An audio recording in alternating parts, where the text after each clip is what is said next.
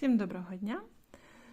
Я тут таємно від вас зв'язала собі светрика на різдвяні свята. Ну, майже зв'язала.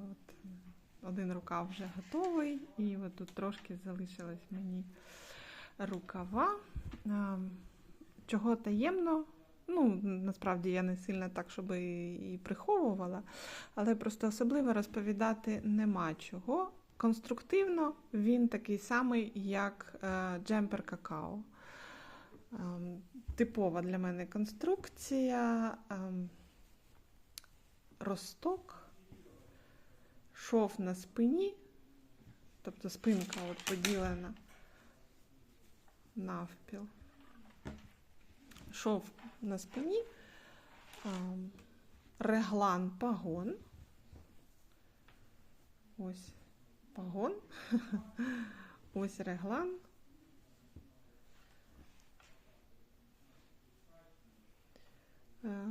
Так, що ще? Ну, резинка. То якби така конструкція, яку я вже неодноразово в'язала і неодноразово показувала, як це робиться.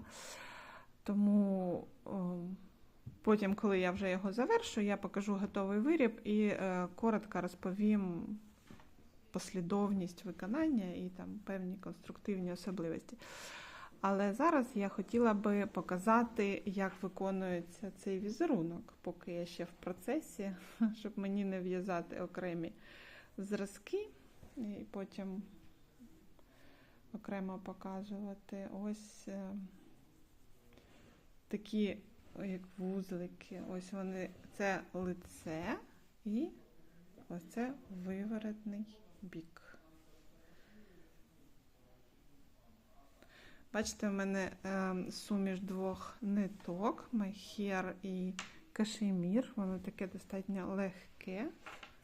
І от для того, щоб знов-таки перед ущільнити, да, там, де може бути білизна, і вона може підсвічувати, я зробила ось такий візерунок. І він у мене продовжується, ну, дублюється на погонах, продовжується на рукави. Тут всього 3 фрагменти, де я вам зараз і покажу, як це робиться. Оце виконується оця історія. Так, і на спинці по центру також. На боках у мене цього візерунка нема. Ось, получиться ось таке полотно. Лицьова гладь просто. Ну, в принципі, не прозоро, да? Нормально. Якщо на контрастну білизну вдягати, майже і не підсвічує. Ось. А це, виходить, от візеруночок. Мені дуже подобається. Так, значить, сьогодні моя мета показати вам, як цей візерунок робити. Так, дивіться. Значить, кількість петель кратна 3. От саме та кількість петель, яка під візерунок розподіляється. Тому що у нас обкручуватися будуть по 3 петлі. Відповідно, коли ви розраховуєте, у вас має бути одна центральна і рівна кількість в бік в один і в інший отаких фрагментів по 3 петлі. І виконується цей візерунок на 8 рядах. Перший ряд, якщо ми розглядаємо лицьовий, це просто лицьова гладь. Весь ряд повністю в'яжеться лицьовими петлями. Ось, бачите, у мене це вже, ну, якби не початок візерунка, але якщо ви будете починати, це буде так само. Це такий самий буде перший ряд лицьовими і другий ряд виворотний. Всі петлі візерунка ви пров'язуєте виворотними. Тобто сюди лицьовими, назад виворотними. Так, третій рядок ми будемо робити обкручування. Ну, в моєму випадку середніх, от цієї середньої лінії. А у вас, ну, залежить від того, в якій черговості ви починаєте. У вас будуть або перші петлі обкручуватися, або з другої, ну, там залежить від того, як ви розподілили. Коротше, через одну. Тому ось ці перші фрагменти я пров'язую просто лицьовими петлями, а другий, там, де мені потрібно обкручувати, я роблю ось так.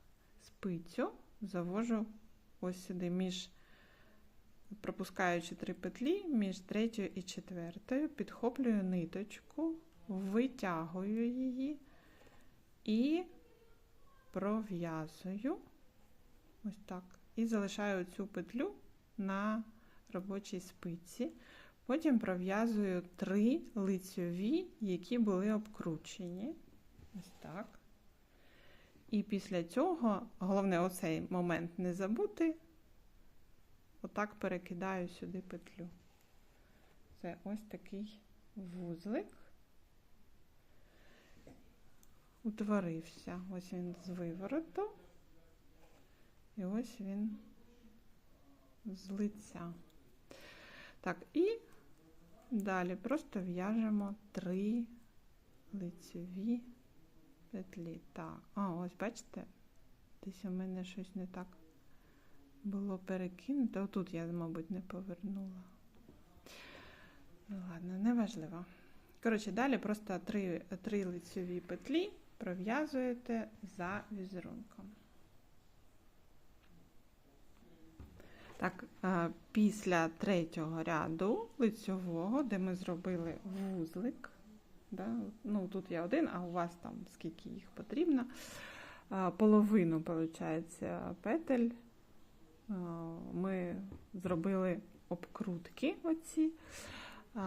Виворотний рядок в'яжеться просто виворотними. Так, 5-й лицьовий рядок в'яжеться лицьовими всі петлі. Нічого не виконується, ніяких обкруток, просто в'яжуться лицьовими всі петлі і перевіряйте заодно, щоб у вас всі вузлики були перевдягнуті. Щоб було по 3 петлі. Ну, в сенсі, в тому рядку, от в попередньому, да, де ви робили. В попередньому лицьовому, щоб ви всі петлі перевдягнули. Щоб у вас не утворилася отут 4-та додаткова петля. І 6-й рядок, відповідно, так само в'яжеться виворотними, оскільки це виворотний рядок, як лицьова гладь в'яжеться виворотними.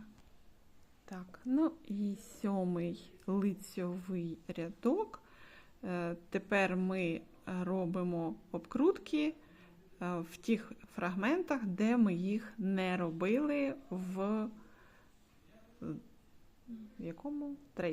Третьому лицьовому рядку. В 3-му, там, де ми не робили, ми робимо в 7-му. Ось, виходить, якраз у мене оці 2 крайні. Так само витягнули ниточку, обкрутивши ці 3 петлі, і її пров'язали лицьовою, залишили на цій спиці робочій, пров'язали 3 лицьові, які були обкручені, і головне, не забули оцю петлю від обкрутки перевдягнути назад на ці 3 петлі. Далі в'яжемо 3 лицьові петлі просто, і наступний фрагмент обкручуємо знову 3 лицьові петлі, так як ми це вже робили. Пров'язали 3 лицьові і обкрутку перевдягнули назад, щоб 4-ї петлі додаткової у нас не утворювалися. Все, ось такий виходить гарний візерунок. Ну, тут за рахунок того, що нитка меланжева, і вона така, бачите, дуже легка, пухка. Ну, в принципі, мені от такий ефект і хотілося. Але на от, хлопковій нитці або на такій товстій кашеміровій, воно буде більш виразний оцей рельєф, і оці вузлики, і оці от обкручування. А у мене він вийшов такий дуже делікатний.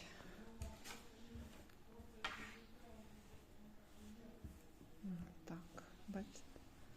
В принципі, все одно він дуже такий красивий і такий тендітний, такий трошки як сніжний, так?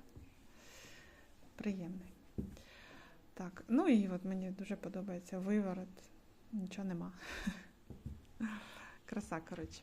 Так, значить, 7-й рядок я показала, і 8-й, він виворотний і в'яжеться виворотними, всі петлі виворотні. Все.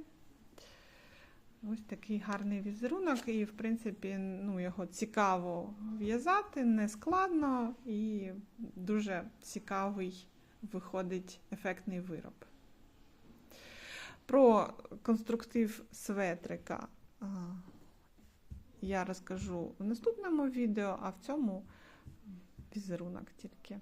Все, користуйтесь і в'яжіть з задоволенням. Всім всього найкращого, бережіть себе, до побачення!